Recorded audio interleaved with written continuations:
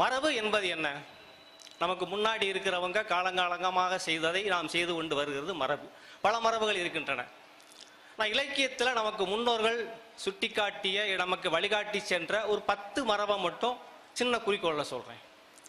10 மரபுகளில் தயாய மறைவா நம்ம போற்றி வணங்குறது யாதும் ஊரே யாவரும் கேளி. அதற்கப்புறம் பகுத்துண்டு பல்லுயிர் ஓம்புதல் நூலோர் தொகுத்தவற்றில் எல்லாம் தலை. அடுத்த மரபு பிறப்பொக்கும் எல்லா உயிர்க்கும். அப்புறம் 9 நாளில் உடுப்பது 2. நம்ம முன்னோர்கள் இலக்கியத்தில் நமக்கு வழிகாட்டி விட்டு சென்றிருக்கிற மரபுகளை சுருக்கமாக சொல்கிறேன். கற்றது கைமண் அளவு, கல்லாதது உலகளவு. பெரியோரை வியத்தலும் இளமே, சிறியோரை இகதல் அதனினும் இளமே. வாடிய வயிறை கண்டபோதெல்லாம் வாடினேன். இப்படி சில மரபுகளை நமக்கு முன்னோர்கள் விட்டு சென்றிருக்கிறார்கள். அதையெல்லாம் இன்றைய கவிஞர்கள் தங்கள் கவிதைகளில் பேசுகிறோமா என்பது எனது பேச்சின் பொருள்.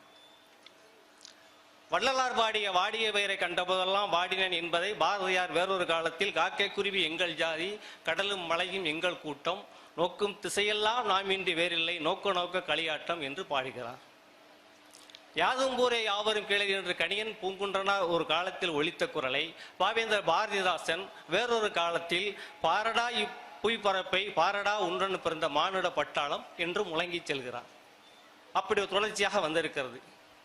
இன்றைக்கு அந்த மரபை இன்றைய கவிஞர்கள் தங்கள் கவிதைகளில் பாடுகிறோமா என்கிற கேள்வியை ஒரு பக்கம் வைத்துக்கொண்டு, ஒரு 2 மாதங்களுக்கு முன்பாக தமிழில் வந்த 200 கவிதை புத்தகங்களை படிக்கிற வாய்ப்பு எனக்கு கிடைத்தது.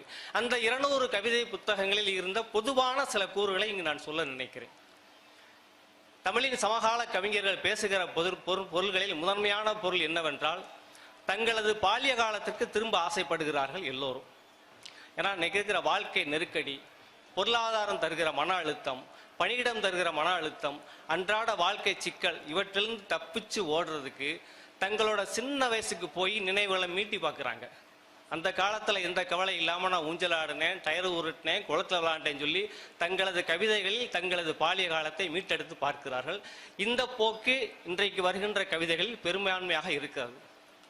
அதுக்கப்புறம் பார்த்தீங்கன்னா ஒரு இலைப்பாதல் தேவைப்படுகிறது சமூகத்திற்கு. சமூகத்தின் பிரதிபலிப்பாக இருக்கின்ற கவிஞர்களுக்கு அந்த இலைப்பாதலை எப்படி தேர்ந்தெடுக்கிறார்கள் என்றால், தங்கள் குலதெய்வங்களை பேசுவதன் வழியாக அந்த இலைப்பாதலை கண்டடைகிறார்கள்.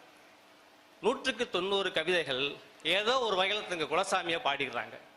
எங்கள் ஊர் சாமி இது, அதோட பூர்வீகம் இது, அதை நாங்கள் இப்படிலாம் கொண்டாடணும், அங்கே இப்படிலாம் திருவிழா நடக்கும், அப்படி பேசிடுறாங்க.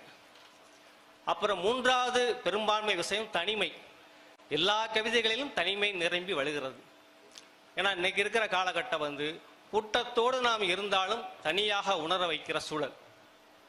எவ்வளவோ சிக்கலுக்கு மத்தியில் செல்ல கையில் வச்சுட்டு நமக்கு நாமே ஒரு வட்டம் போட்டுக்கிறோம் இல்லையா? அந்த தனிமையை இந்த கால இளைஞர்கள் பாடுகிறார்கள். இப்படி சில பொது பண்புகள். இந்த பண்புகளில் முக்கியமான சொல்ல வரதுன்னா பெண் கவிஞர்கள். பெண் கவிஞர்கள் தொகுப்புகளின் ஒட்டுமொத்த குரல் என்னவாக இருக்கிறது என்பது என்னவென்றால், ஆண்களை பார்த்து சொல்றாங்க, எங்களை பார்த்து கொள்ள எங்களுக்கு தெரியும், நீங்க பேசாம போங்கடா. நாங்கள் என்ன பேச வேண்டும், நாங்கள் என்ன உடுத்த வேண்டும், நாங்கள் என்ன படிக்க வேண்டும் என்று எங்கள் வாழ்க்கையை தீர்மானிப்பதற்கு எங்களுக்கு தெரியும்.